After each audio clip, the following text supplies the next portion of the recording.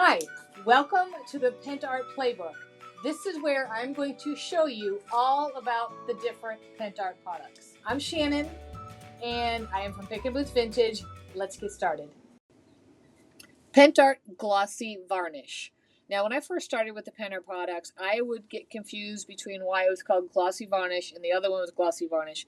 Well, the difference is one is clear varnish, and it comes in both gloss and matte, and then this is considered just glossy varnish, and it has like an amber or a vintage tint to it. So that's the difference. They both do the same thing, they just look a little different.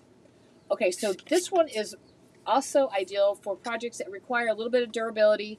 You want a glossy finish, and it's really good for over decoupage or on crackle surfaces.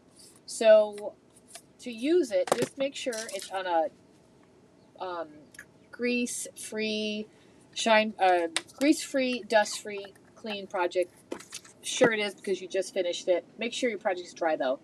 You're going to stir it gently and then you're going to apply a thin coat. Generally with a natural Bristol brush works good, but whatever you have. You can let the first coat dry, and it generally takes about 2 to 4 hours. And then if you want enhanced durability, then you're going to throw on another coat. Now, pro tip for this one is you want to clean your brush immediately. And again, you're going to want to use solvent, whether you use mineral spirits, turpentine, or the Pentart solvent, which is what I use. And it does have an odor also, so make sure you're in a well-ventilated area.